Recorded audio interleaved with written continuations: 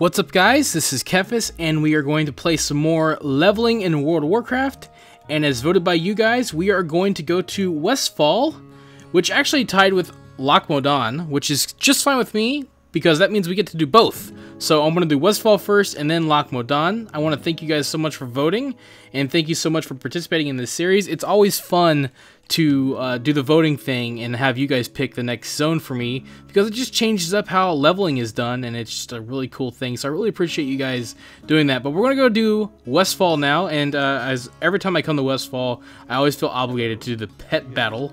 So why not get some quick experience here and then we'll get right into it. So, well, maybe. There we go. Okay, I don't know what was up with that, but it slowed down. So this will be easy because, you know, my level pets are like super strong, although I probably started with the worst one, the Iron Starlet, which is going to take slightly longer than it needs to, but hey, it's alright. We'll switch it out with a better pet. It's all good though. Yeah, this is a great way to get a little bit of experience, is doing the pet battle quests, because you can get tons of experience just running around doing those. Oh look, my attacks are weak. Whatever will I do? Oh geez. Let's see how weak they are. Nope. Not weak enough, I'm afraid. Sorry, pets. Jeez, it almost wiped out the other two as well, which is awesome. That's actually the easiest way to do the low-level quests, is just have, like, a pet that can attack all of them at once and just wipe them all out. Then you just fly right through it. Just like that. Easy peasy. Alright, so we're going to go ahead and turn that in. And then get started on our adventure here in Westfall with that nice boost.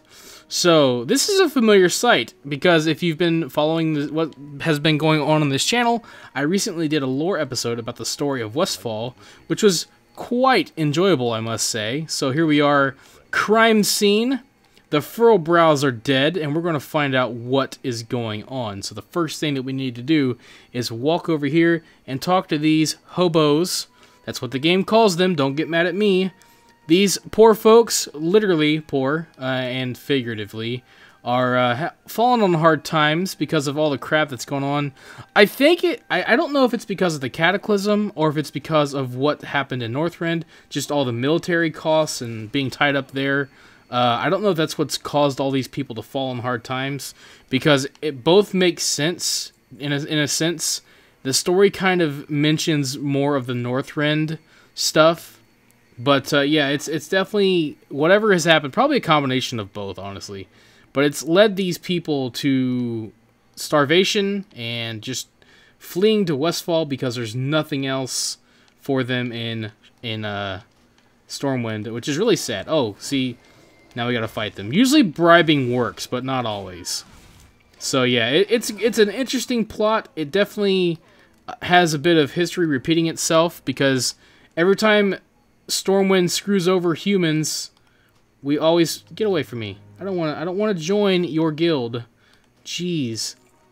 But yeah, every time Stormwind screws over a bunch of people, they end up revolting. So I guess it's to be expected with any civilization. There's going to be people falling through the cracks, and they're going to get bitter and hate that place, and then you have a revolt. And that's basically what the story is here, and it's really cool. And, you know, recently I've been leveling up, you know, a bunch of high-level alts to try to get more order halls set up to make more gold and have like a gold factory empire going on. And I did the rogue quest line, or the rogue starting quest line, and it was really neat because, spoilers, Van Cleef, specifically Valeria, or was it Vanessa? No, Vanessa. I'm getting my V names mixed up. There's too many V name chicks in this game.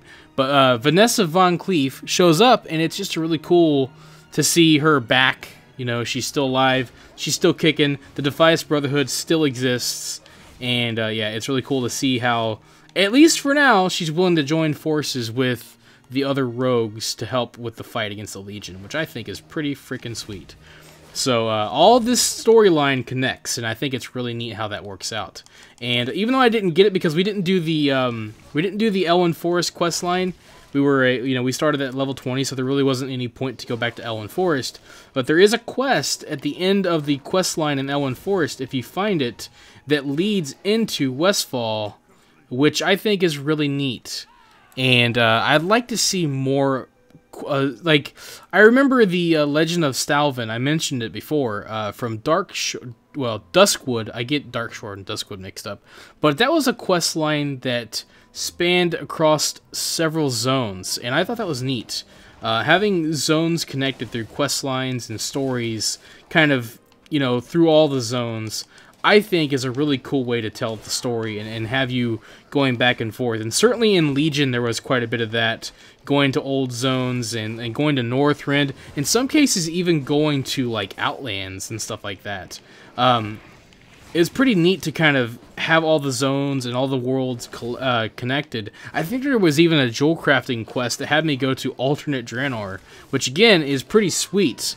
You know, just going and doing all that kind of stuff and having everything be connected. So I would love, look at that, we're level 20, or level 30. Holy cow, we're flying through this. We started at level 20. So we've gained 10 levels, which means that we have a talent that we need to look into, and I think I know which one I'm going to go with. I probably should do that before I continue the fight, but hey, it's whatever. We're going to see here. There's what we needed.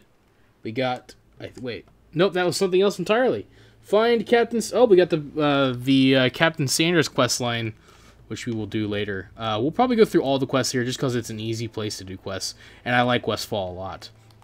There were a couple mini quest lines that I didn't really cover in the story episode because they really didn't go anywhere story-wise. They were kind of neat side quests, but you know, really the quests you're going to want to follow for story in any zone are the ones covered in the chapters. I mean, they're not that there aren't other cool things to see. It's just that, like, to follow the main story of each zone, you really don't need to.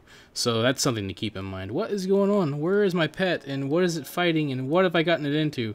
Oh, it's fighting all the way down there. Jeez. Stupid crab.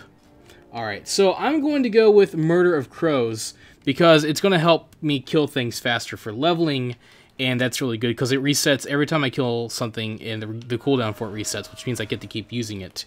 And it's so funny, like, doing these macro guides, you know, like, a lot of times people, they don't understand that there is more than one talent option that you can use depending on what situation that you're in, and that not every situation that you're in involves raiding. So I may not pick the ultimate raiding talents, but I'm going to pick talents that are good for leveling, and there can be a difference sometimes. And sometimes the talents that are good for leveling are also good for raiding, but then it might change when you're doing PvP or doing something else entirely. So as you can see here, Murder of Crows is helping out quite a bit because each time we fight something, it's taking that down. So alright, we got both clues, and now we can possibly head back. Well, my pet's getting into more trouble.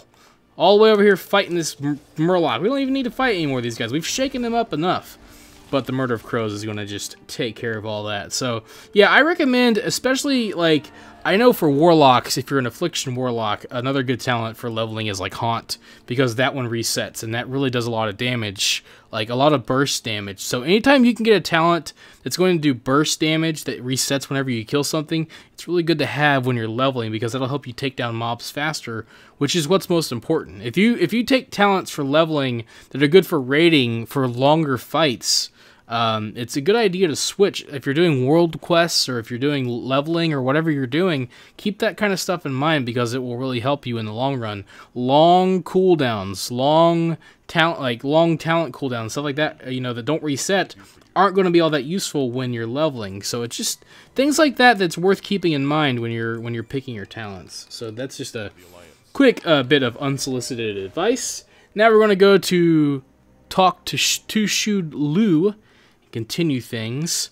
I'm kind of flying through this stuff now because it's kind of neat though already knowing what's going on. Like, I have leveled through Westfall probably 10 times, and you know, I know the quests, I know where to go, but I never knew the story behind them. And doing that storyline, doing it slow, reading the quest lines and sharing the story with everyone, and just getting the positive feedback on that. Again, I like to thank everybody who watches my videos and supports them and throws up the likes and the positive feedback. You know, it's just, I really appreciate it. So getting that positive feedback is a big encouragement for doing those videos. But it's very enriching to play through the game and read through those quests and learn those stories. For me, as much as it is to share them, and for people that watch them and learn them as well. So it's been a really fun little project on the side to do. And so I've been having a lot of fun with that. Trying my best to get into a routine here on YouTube's, and it's working out really good so far. I like to do 1 week every week. I try to do Monday through Friday at 6 o'clock every day. I do macro guides and probably other guides on Monday and Friday. Tuesday is WoW leveling. Wednesday is WoW story, if I can get one out. It's a lot of work. There may be some weeks where there's a gap because of just how much work goes into that. It just depends on what's going on. I try to get one out every week, though. And then on Thursday, I like to play a different game, just to do something different. I like WoW a lot. I know a lot of people that come here like to see WoW videos, but every now and then I like to open up, maybe potentially expand the horizons. So I'll be playing other games on Thursdays, of course, and then, like I said, Friday will be another macro guide or other WoW guide. So WoW's kind of the focus. It's nice. It's fun. I've been having tons of fun in WoW, and this is a bit of a spoiler, a little bit of a insider here. I recently, if you've been following me on Twitter, you already know this, but I recently got access to Alpha. So I will probably be doing something for Alpha soon. I just don't know what yet, because there's so much Alpha coverage out there already. I don't want to just be doing the same thing that everybody else is doing and share the same stuff. So I'll try to figure something out. And I don't know what that is yet. So if you guys have any suggestions on what you'd like to see me do in Alpha, by all means, let me know. I'm obviously going to be looking into talents and rotations the best I can. Of course, I'm not the best at figuring out a class's rotation. That is for the elitist jerks out there. And so I learn from them. I learn from Icy Veins and from Wowhead, you know, wherever I can get information to make macro guides. But it is nice to see the talents and what options are out there. I like what I've been seeing so far, and the new zones where it puts you is really exciting. And yes, straight-backed orcs are amazing. Just going to tell you now, I can't wait. I'm dying for that change. It makes orcs look amazing, intimidating, humongous, which is awesome. Quick interjection, this is by far the most illogical quest I've ever done. Basically, this lady wants you to get dirt and coyote tails so that she can make mud pies for these poor people so they can have something to eat. And at first glance, you're like, that's really sad. But the thing is, if you look out here, what do you see? You see coyotes that have meat on them. There are chickens. There are pumpkins. There are vultures. And there are boars nearby. And it's just kind of like, why am I making mud pies for these people? It's really stupid. I don't know. So it's one of those quests that you just kind of have to defy, like just suspend your disbelief and not try to make sense of it. But yeah, it's a weird quest for sure. And so I tried my best when I did my my video to make logical sense of it. I assume that these people actually like the taste of dirt pies or mud pies, as it were. But you know, I've had mud pie in real life, but it's not made out of actual mud. So I don't know if I would enjoy the taste of actual mud.